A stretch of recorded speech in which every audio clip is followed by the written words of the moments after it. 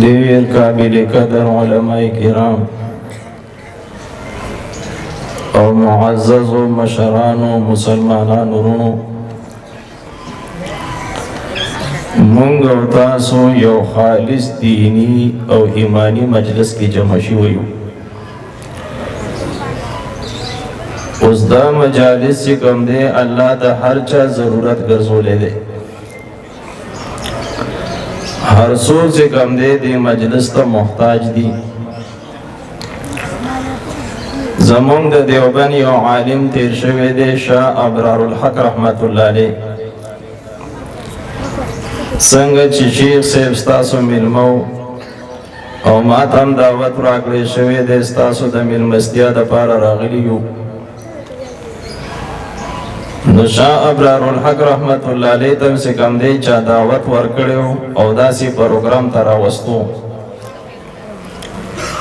نو مونږ پسې هم ګاډۍ راغلی او هغوی پسې هم ګاډۍ راغلی و.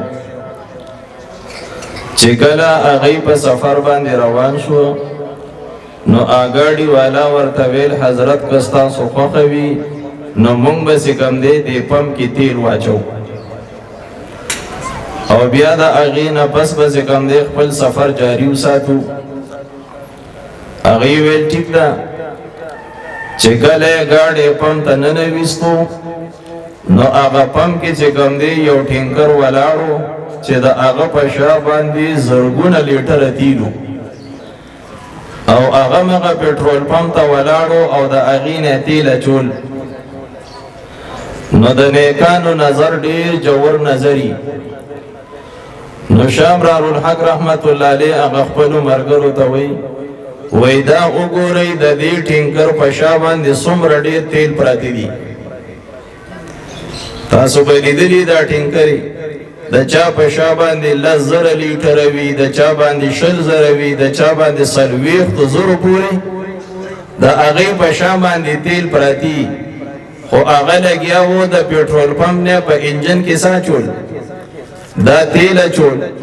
نو شاه ابرار الحق رحمت الله علیه فرمایل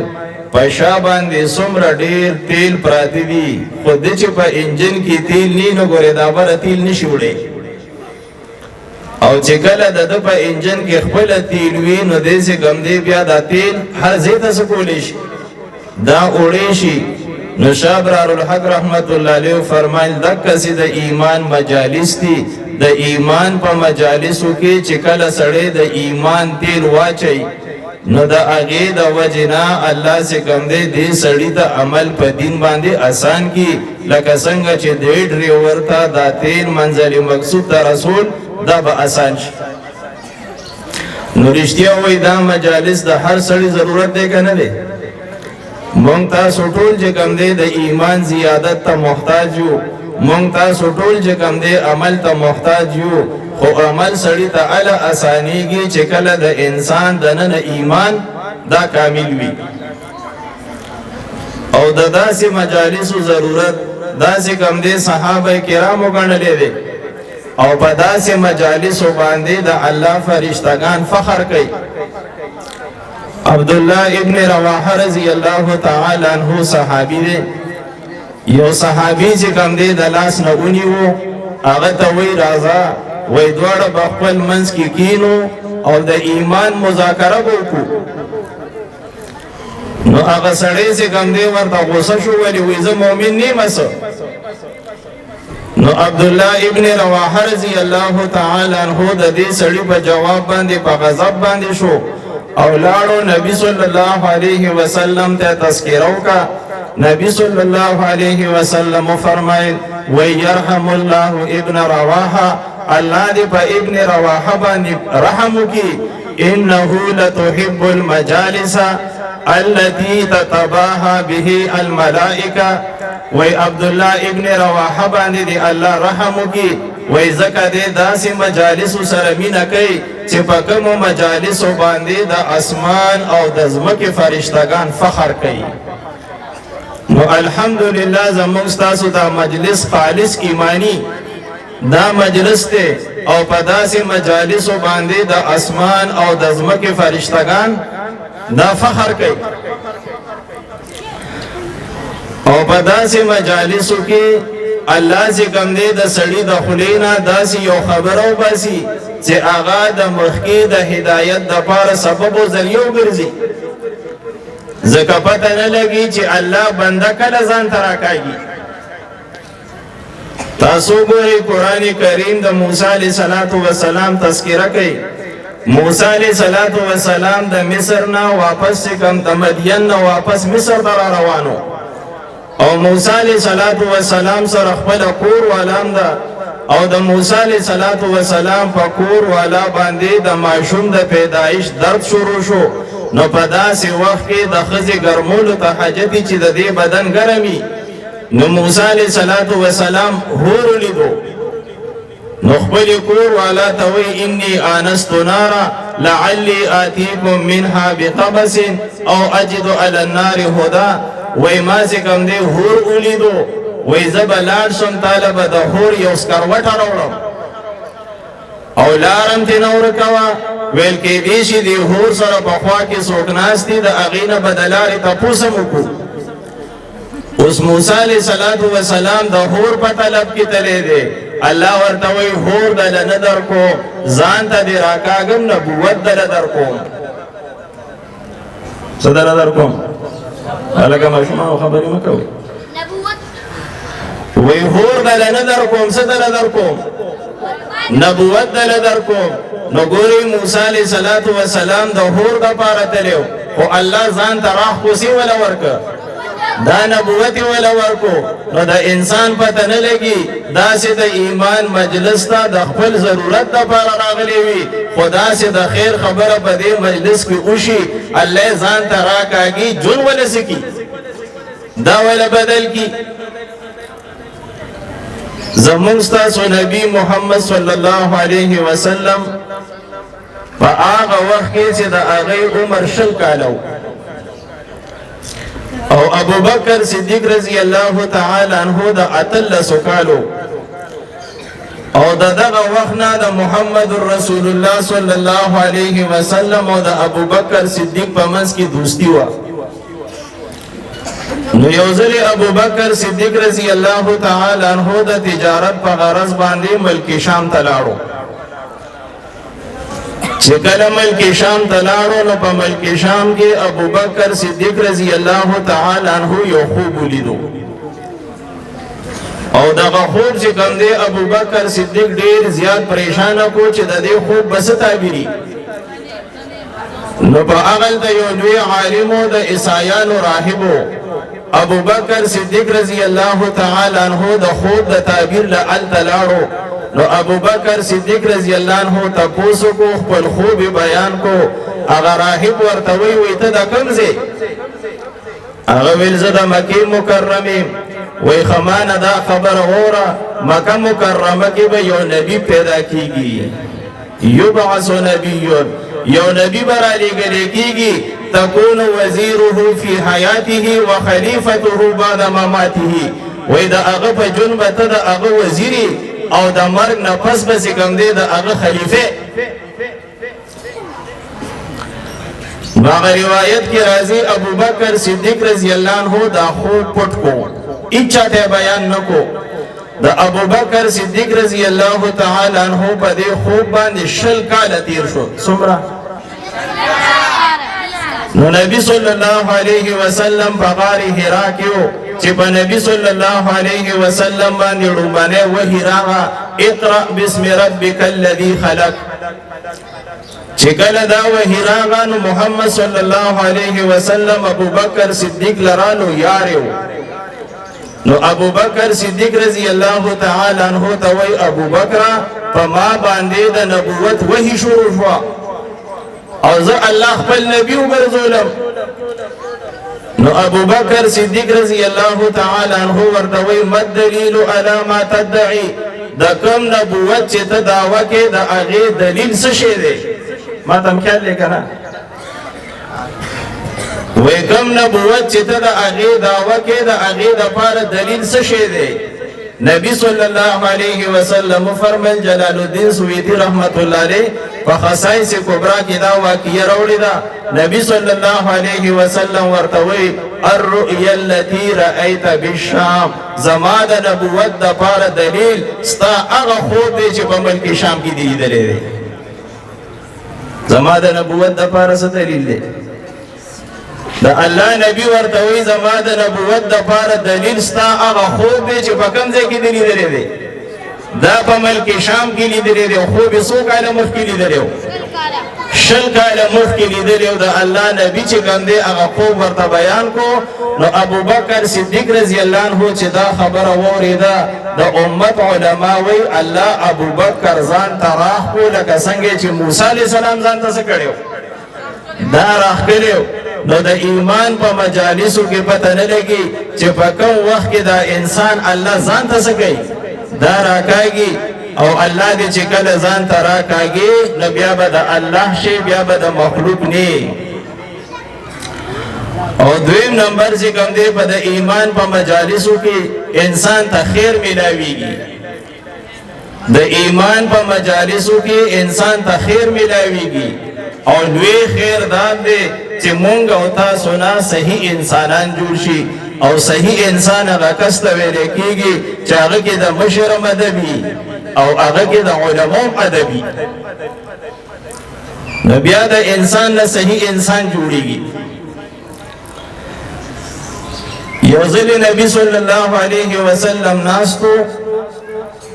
ابو بکر صدیق رضی اللہ تعالی عنہ خی طرف تا ناستو عمر فاروق رضی اللہ عنہ گس طرف تا ناستو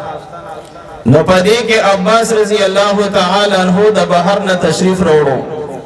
او عباس رضی اللہ تعالی عنہ دا نبی صلی اللہ علیہ وسلم سکت روے نو چکل اغی دا بہر نا تشریف روڑو نو ابو بکر صدیق رضی اللہ تعالی عنہ ورطا دخپل زین پاسی دو او دا ابو بکر صدیق رضی اللہ تعالی عنہ پا زیبان دی کیناستو نبی صلی اللہ علیہ وسلم دا منظر کتو نو نبی صلی اللہ علیہ وسلم فرمائے وَإِنَّمَا يَعْرِفُ الْفَضْلَ لِأَهْلِ الْفَضْلِ أَهْلُ الْفَضْلِ وی پا عزت باندے دا عزت والو دا پارا عزتدار خلق پوئیگی پونا شوئی بھی وَإِنَّمَا يَعْرِفُ الْفَضْلَ پا فضیلت باندے پا عزت باندے پوہیگی دا فضیلت والا خلق دا پارا اغسو چے پخپل سوی دا فضیلت والاوی تا چے زمان دا تر عزتو کو نو اے ابو بکرہ تا پخپل سوی دا عزت والاوی او دا عزت والا پا عزت باندے سو پوہیگی دا عزت والا پوہیگی بیا نبی صلی اللہ علیہ وسلم دا عباس رضی اللہ تعالی عنہ سر خبر شروع کی نبی صلی اللہ علیہ وسلم چی خبر کولی تری مشر دے او رسول اللہ دا اغلا پا عمر کی کشر دے کنی مرتبتی تی اچت دے و چکل دا اللہ نبی خبر کولی دا اللہ نبی دیر پا مزا مزا خبر کولی ابو بکر صدیق وی ما عمر فاروق رضی اللہ تعالی عنہ توید چی معلومی گی چی پا نبی صلی اللہ علیہ وسلم سے بیماری رالا زکتاو سا پوری تیزی خبری کولی او اسی چی کم دے خبری دا پا مزا کی معلومی گی سے بیماری پی صدا دا راغلی دا بیا نبی صلی اللہ علیہ وسلم دا اغینا نورم خبری اخکتا کی ابو بکر وی ما عمر تویل یا عمرہ پا نبی صلی اللہ علیہ وسلم باندی بیماری سخت شوازہ کا خبری نورم سکی دا اخکتا کی زمان دا خبری نفس دا اللہ نبی نورم خبری اخکتا کی او لگیا دے تسر پا مزا مزا خبری کولی چکل نبی صلی اللہ علیہ وسلم دا عباس رضی اللہ عنہ دا خبرو نفارق سو و ابو بکر صدیق وی ما ورطوی یا رسول اللہ تاسو باندے سے بیماری راغلی واچے تاسو دا عباس رضی اللہ عنہ سر پا مزا مزا خبری کولی ماتا نبی صلی اللہ علیہ وسلم فرمائل نا ابو بکر پا ما باندے حس بیماری نو راغلی خو جبریل امین راغلی او ما تیویل چه دادی مشر تردے دسر چه خبری که نو پخکتا آواز باندې سکوا دا خبرې کوه لکه څنګه چې تاسو ته حکم دی چې زما مخامخ به په اوچت اواز باندې خبرې دا به نه کوئ ما ته د الله د طرف نه امر و چې تر سره به ښکتې خبرې دا بکې نو د ایمان د مجالسو نه په سړي کې د مشرانو عزت پیدا کیږي او تاسو ګورئ چې د کومو خلکو د ایمان په مجالسو کې ناستې نشته که هغوی ته وی چې دا دې تره دی که هغوی ته وی چې دا دې پلار دی که هغوی ته وی چې دا دې مشر ورور دی نو د هغه مخامخ یې سګرټ لګولی وي د هغه مخامخ چې کوم دی نسوار اچوي ته ورته لکه د پلار نه حیا وکړه د تره نه حیا وکړه د ورور نه حیا وکړه هغه به درته وایي مړه د پلار پکې لا چا راوستی دی هلکه د تره پکې لا چا راوستی دی ورور پکې دا لاچار راوستی دی نو څوک چې داسې حالت ته رسېدلي چې هغوی ته وایي د کلي مشر دی د علاقې مشر دی او وایي موږ د پلار خاطر نه کوو د ده به څه وکړو دا خاطر وکړو دا خبرې دا مسلمان ورور ولې کوي دا د دې وجې نه کوي چې دی د ایمان د مجالسو نه څه دی دا لرې وي که دی د ایمان مجالسو سره نږدې وي نو بیا به د بل چا د ترم عزت کولو د بل چا د پلار به هم څه کولو دا به عزت کولو عمر فاروق رضی الله تعالی عنہ یو ځل نبی صلی الله علیه وسلم په دې مقرر کو چې لار څخه زکات راغونډ کا په خوا به حاکمانو د خلکو نه زکات غونډولو اوس حاکمان د خلکو نه زکات نه لي ټیکسونه به لګي او د شریعت څخه کوم دي دا اصول لري چې حاکم به د خلکو نه د ظاهري مالونو زکات غونډي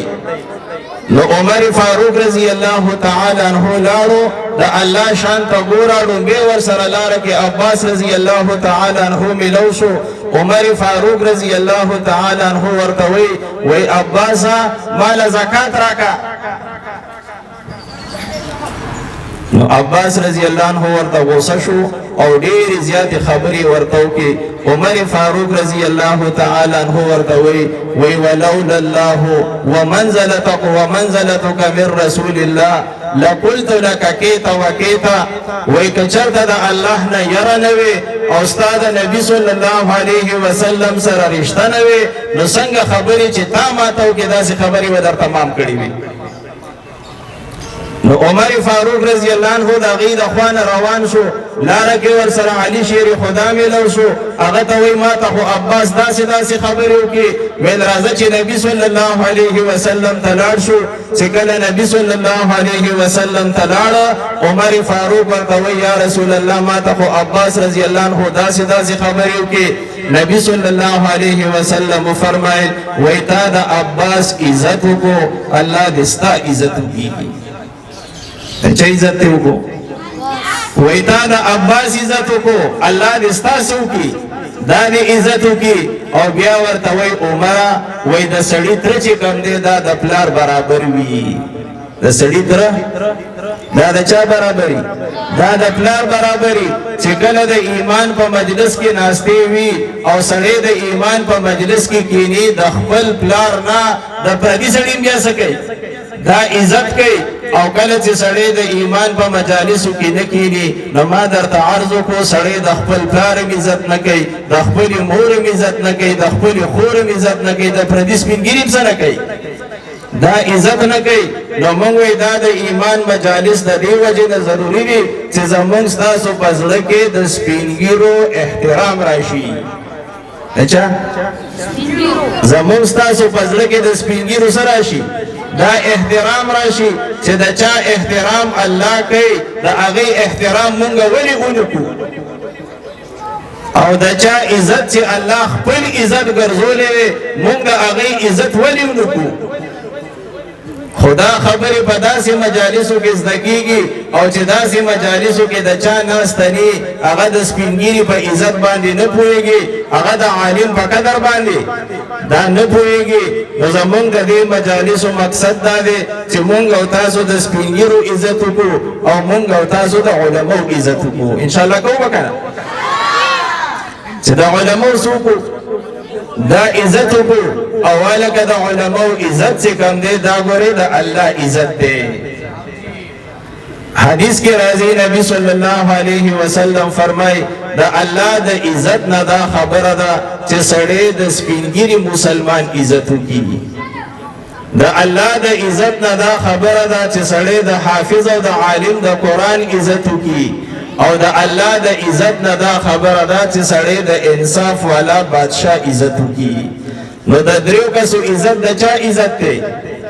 دا د الله عزت دی د سپینګیری مسلمان عزت د چا عزت دی دا د الله عزت دی الله خو انسان نه دی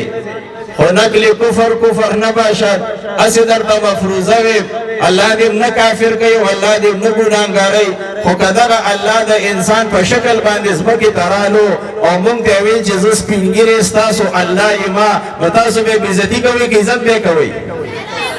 عزت به کو کنه نو الله څنګه دې خپل عزت د چا عزت ګرځولې دي دا د سپینګری مسلمان عزت ګرځولې دي او الله څنګه دې خپل عزت د چا عزت ګرځولې دي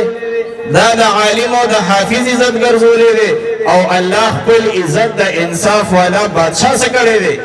دا عزت ګرځولې دي او سوچ د دې عزت نه کوي حدیث کې ګورې هغه ته منافق ویلي دي سی ورته ویلي دي او دا الله نبی فرمای منافق سړی د درې کسو عزت نه کوي منافق سړی د سپینګری عزت نه کوي منافق سړی د عالم عزت نه کوي او منافق سړی د انصاف والا بادشاہ دا عزت نه کوي نو مسلمانانو ورونو مونږ وی دا ایمانی مجالس دي منعقد شي چې په هغه کې د سپینګری د عزت پته ولګي مونږ وی دا مجالس دي منعقد شي چې په هغه کې د مور او پلار د عزت پته ولګي مونږ وی دا مجالس دي منعقد شي چې په هغه کې د علماء د عزت دا پته ولګي او یاد ساتي د عالم عزت دا ذکر دی د نبی عزت دی او د نبی عزت د الله عزت دی موسی علیہ الصلوۃ والسلام چې کله د جادوګرو د مقابله د پاره رالو نو د امت علماء لیکلي دي چې کله جادوګرو موسی علیہ الصلوۃ والسلام وکړو او د موسی علیہ الصلوۃ والسلام هلیه وکړه نو د موسی علیہ الصلوۃ والسلام د هلیه د وجنا د جادوګر چې کوم دی متاثر شو او د موسی علیہ الصلوۃ والسلام په یو خبره کې ادب وکړو او غدانې چې کله هغه امساګان او ماران غرزول نو موسی علیہ الصلوۃ والسلام ته وی اما ان تلقي و اما ان نكون نحن الملقين و اے موسی علیہ الصلوۃ والسلام ته چې کوم دی خپل امسا اول لړکه او کومه خپل امساګان او رسې چې کوم دی اول لړکو ولکه د چا عزت وکړو د موسی علیہ الصلوۃ والسلام صرف په یو خبره کې څوک عزت کو دا مقابله لراغلی جادوګران دي د کفر د ترکه د پر راغلی دي د یو ادب د وجنا او د یو عزت د وجنا الله څنګه دې د جادوګرانو ته ایمان نصیب کو سی ورته نصیب کو ایمان نصیب کو او هغه وی آمنا برب العالمین رب موسی و هارون مونږ پر رب العالمین باندې ایمان دي چې رب د موسی علیہ السلام دی او رب د چا دی دا د هارون علیہ السلام دی د امت علماء وی د یو ادب د وزنا الله څنګه دی هغه ته ایمان سکو دا نصیب کو نو مونږ او تاسو باندې علماء سره مینا کو ځکه دا علماء بل څوک نه دي دا د انبیو وارثان دي علماء بل څوک نه دي دا د انبیو سری دا وارثان دي او د دې د بغض نه بزان بچ ساتو زکه سوچ د عالم سره بغض کوي تاسو په رب العالمین یقین کوي دې ګورې ځان د الله په عذاب باندې وي په څه باندې وي دا سړی ځان د الله په عذاب باندې وي د مستدرک للحاکم یو حدیث درته وي نبی صلی الله علیه وسلم فرمای اذا ابغض المسلمون علماءهم وای چې کله مسلمانان د خپل علماء سره بغض شروع کی اما خبره تم خیال لګا تم خو نه و یو جی مې تم خو نه حدیث کې راځي وي اذا ابغض المسلمون علماءهم وای چې کله مسلمانان د خپل علماء سره بغض شروع کی او نبی صلی الله علیه وسلم فرمای وظاهروا عمارت اسواقهم او دای په بازار کې د آباده او چتوالی شروع کی دا پلازې مازی شروع دي کنه وای دای په بازار کې څه شروع کی وظاهروا امارت اسواقهم او دی په بازار کې امارتونه چې کوم دی دا ظاهر کې اوچت کی او دا الله نبی فرمای وتناکحوا علی جمع الدرهم او دی د پیسو د پاره نکاحونه شروع کی څه د پاره اوله کنن چې خلک نکاح کوي دین ګوري کمال ګوري یو لطیفه بدرته وکم یو سړی چې کوم دی د رشتې د پاره ډیر زیات ګرځېدو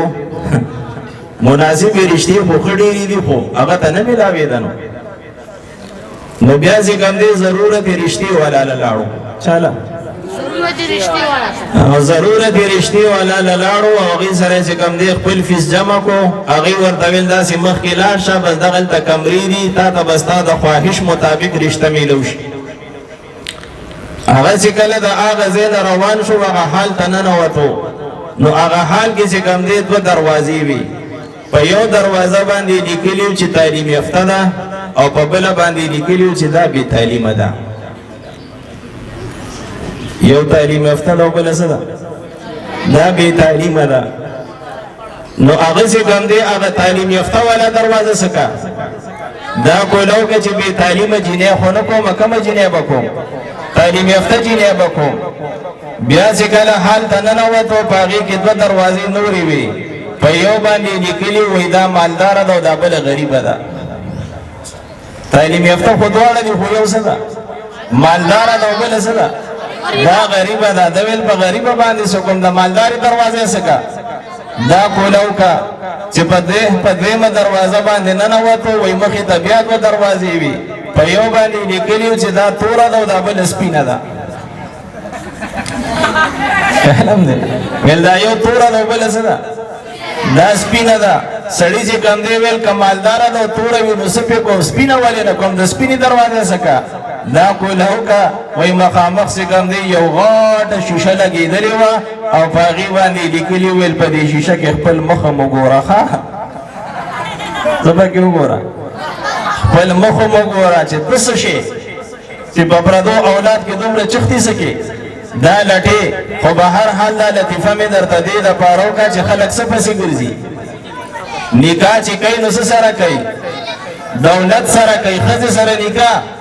دا نه کوي د الله نبي وایي چې کله درې جرمونه پیدا شي یو د علماو سره بغض پیدا شي الله دې مونږ داسې نه کوي ستاسو خو الحمدلله علماو سره مینه ده یو د علماو سره څه پیدا شي بغض پیدا شي دویم د الله نبی وی په بازار کې امارتونه اوچت شي او دریم د الله نبی وی په مال باندې نکاح کول شروع شي وی رماهم الله باربع خصال الله به په څلورو عذابونو مبتلا کی دې ته خیال کوئ الله به په څلورو عذابونو سکی دا به مبتلا کی رومنه د الله نبی وی بالقحط من الزمان الله به په دې باندې قحط راولي سبب راولي او تاسو پوهیږئ قحط څه ته وایي قحط وایي د باران بندېدل ښه باران شته لاړه د نیمې نه یخني زیاته ووت او څه نشته باران نشته پخوا به ټیم په ټیم بارانونه کېده خلکو به علماو سره مینه کوله بلډینګونه د خلکو په بازارونو کې نه بس چې چا ته به کوم ځای کې رشته میلو شوه زمونږ یو ملګری دی وایي قسمت پوړی وي څه وي خو مور او پلار به یې لاړه بس هغوی به وله وکړه او واپس به راله ویل جینۍ مې دله کتلې ده بس بیا به یې په ډومبۍ شپه باندې قسمت خپل و چې هر څه به پکې وته ښه شی به وته که خراب شی به څه کېدو نو پخوا سره شي قحط به راشي او قحط ویلی کېږي د باران بندېدو ته باران شته نو خفه کېږو به نه الله دې نه کړي خو دا درې جرمونه شته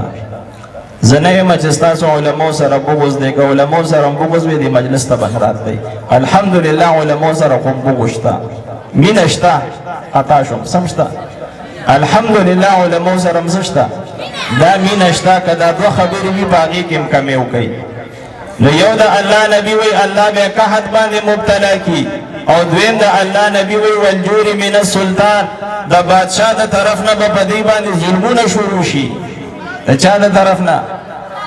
د بادشاہ د طرف نه به ظلمونه شروع شي رښتیا وایي د بجلی د بل نه تنګ یې که نه یې تنګ رښتیا وایي د ګیس د بل نه تنګ یې که نه یې تنګ د بمبې د بل نه تنګ یې که نه یې تنګ د بادشاه د طرف نه ظلمونه شروع دي که نه دي شروع او دریم د الله نبی فرمایي والخیانة من ولاة الاحکام کم چې سرکاري ملازمین دي خفه کېږو به نه د هغوی د طرف نه به ډیوټۍ کې خیانتونه شروع شي چې کرپشن ورته نن زمانه کې ویلی کېږي څه به شروع شي کرپشن به شروع شي دا کرپشن د چاپلار هم نشي ختمولی تر څو چې دغه درې جرمونه ختم شوي دي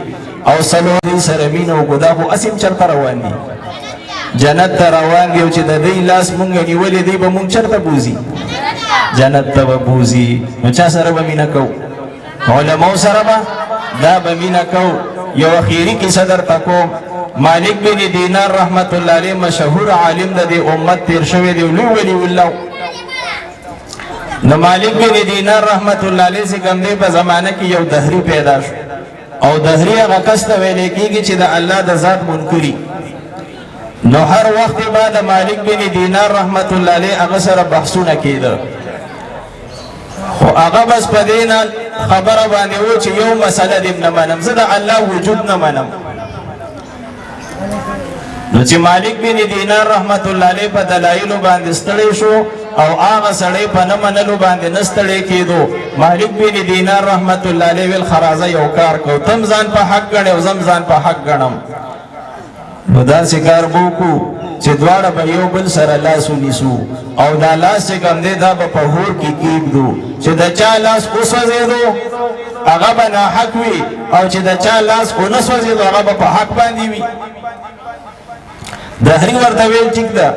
نو مالک بن دینار رحمت الله علیه دغه دهری لاس چې کوم دی نیولی او داسې هور ته ښکته کړو